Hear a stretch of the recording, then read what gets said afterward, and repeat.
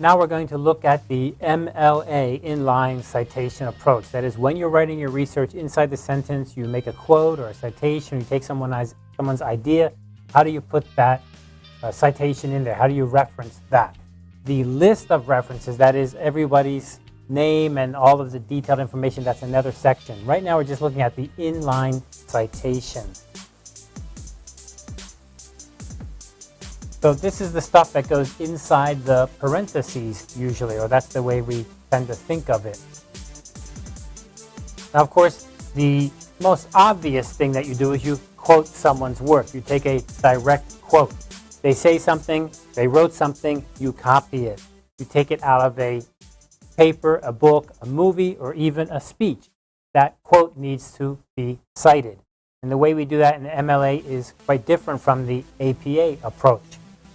So here we have an example of direct quoting. Here we have the quotation, which is open quote, close quote, and please pay attention, the comma is inside the quotation marks. Jones 152 wrote, "No factor is more important, although not all researchers support this." So this is from a research paper by Jones. This quotation is from a specific location, so we need a page number. Thus, we have the page number 152. We do not include a P. We don't do that. We just have the page number inside there. We do not include a date, such as 2017. No date, no year. Here's another example. Perception is key to consumer satisfaction. And that's a quote from Smith. And here's a great little example. Now Smith is inside the parentheses. We have no comma, no symbols or signs or anything here, just one space. That's it. Very simple. And what is this? This is the page number. This quote is from that page. So the author is Smith and the page number is 135.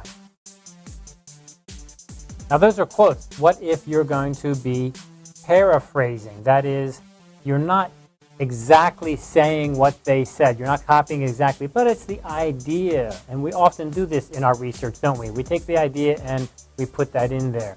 Well, the idea is still going to need a citation. And here we can see this example where we have Jones 152 has observed the importance of psychology through this social context. There is no quotation mark, so this is not a quotation. This is just an idea being borrowed from Jones. The author is Jones, and the page is 152. Now, this is an idea, and that idea can be found inside that paper about this page. Not a quote, but still you need the page number there to say it's about from that area inside the paper. This is quite different from the APA approach, which usually just cites the whole paper. That whole paper is one idea.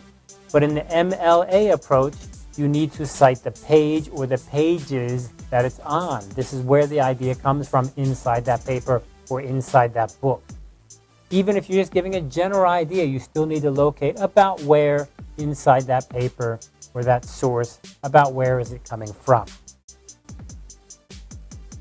Now, what if you are saying the whole paper is kind of the idea I'm citing? So in that case, you could say Jones, and then from page 152 to page 167. So all of those pages there, that general idea is coming from those pages.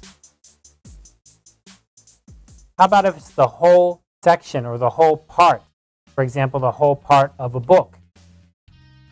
In that case, you would have, for example, the importance of psychology to this social context is important, and the author is Jones, comma, and then we have quote, a little bit hard to see at the bottom of the screen there, society psychology. That is, this is a chapter in a book.